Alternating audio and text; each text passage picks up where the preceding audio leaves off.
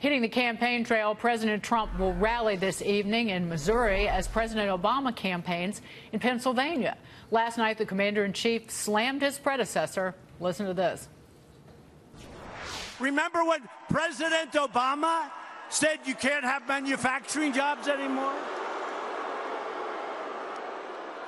By the way, he's campaigning again. That's good news. When I was running, I swear, I think he campaigned harder than Hillary Clinton. And we won big. President Obama will be in North Philadelphia this afternoon. Will he take credit for the recent market boom?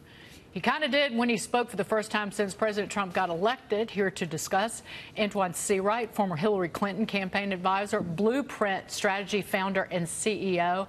Antjuan, you just heard President Trump.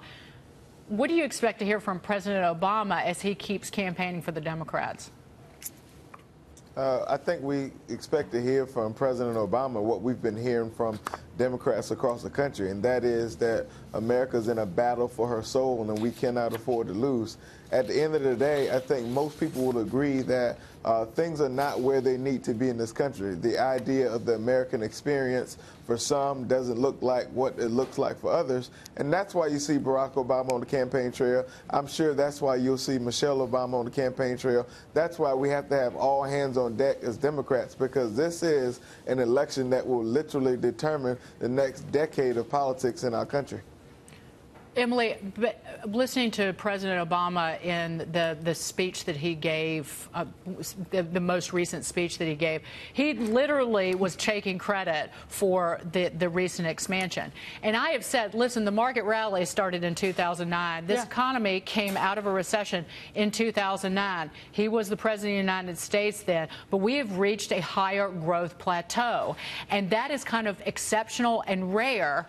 With the President Trump's policies, with the deregulation, with the tax reform, that is very rare at being 9 years into an economic expansion. Right, and I think you just said something that's key, which is this idea of deregulation, which is not something you see under President Obama. It's not something you would have seen under Hillary Clinton. And I think it's just very interesting that you have President Trump going to a state like Missouri, which he won by almost 20 points, and President Obama campaigning in some of these bluer areas. It really speaks to the polarization in the country right now, that Trump is like, it's a smart move to have him campaigning for Josh Hawley, whereas Obama, you know, out in California, some of those close races, Orange County, it makes sense for him to be there.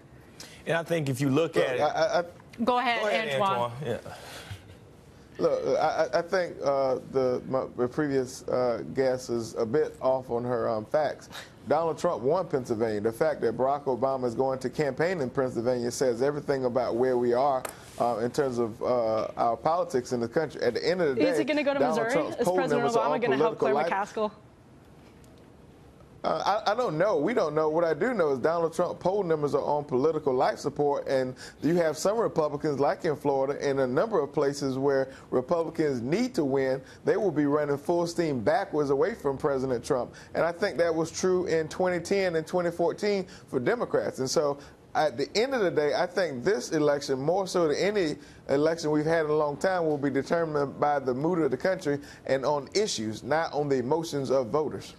Well, I would say the biggest issue, particularly when it comes to female voters, is do I feel financially secure? Do I feel comfortable about my job and my family's finances? And Jack Brewer, I think it's very hard for most people in this country to say, you know, I'm worse off now financially than I was a few years ago. I mean, we can't deny the facts. I mean, Antjuan, I respect you. I love your brother, but I totally disagree. I mean, if you look at policy, I'm talking about policy. To paint this broad picture, to pretend that the policies of Donald Trump economically have not been good for people, it just isn't true. And I don't think that you can continue to push that narrative, because if you look at the facts, there are less poor people, and that's what I care about. There are less poor people on food stamps today than there has been in a long time. And there are more people that look like me and you working than in a long time. Martin Luther King marched for jobs. That's what jobs and freedom. And we got more jobs in this country. So I think, you know, the rhetoric is there. If you want to play on the emotion, if you want to bring in the racism, you want to bring in the sexism and all these other emotional things, yeah, we can talk about that.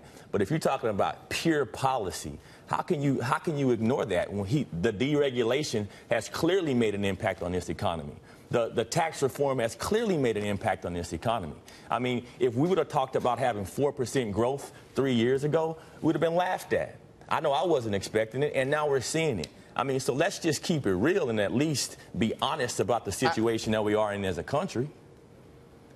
Listen, you won't find me having emotional arguments. I try to come with non-debatable facts. The fact of the matter is, while the economy is doing well, it is because this economy started doing well under the previous president. And while the Republicans want to make the economic argument, every poll I've seen, every poll I've read, says that health care will be the #1 issue in this election. That's why you see Democrats going on the offense, even in red states, about pre-existing conditions, and why Republicans literally shut down health care and the access to affordable quality health care in many places. So I'm happy to have the economic argument. I'm happy to have a policy argument in these midterms because the Republicans have failed the American people from a policy standpoint. Antjuan, the people have not been shut out of health care. Anybody in this country can go see a doctor, even to the emergency room.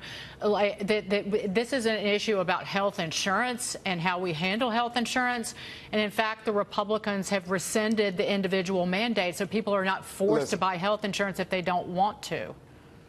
I did not say it was about. I did not say it was about what you just said. What I said was access to affordable quality health care. If you look at rural areas in this country where states refuse to expand Medicaid because of the politics, you look at South Carolina, where I'm from, we've closed 5 rural hospitals in the state. That means people could literally die because they have to ride an hour to get to a health facility when they have an issue late in the midnight hour. And so this will be about access to affordable quality health care. Yes, health insurance is part of that, but access to affordable quality health care. And women's health care will be a very important issue. And by the way, they will be a large voting bloc in this next election. Yes, they are. And there is enthusiasm among the Democrats. But you hit on those are local issues. And you're an advocate for door to door. And you called it, the man running for Florida governor is Andrew Gillum. I wanted to give you credit for that when nobody saw it but you. Antjuan Seawright. Thank you, sir.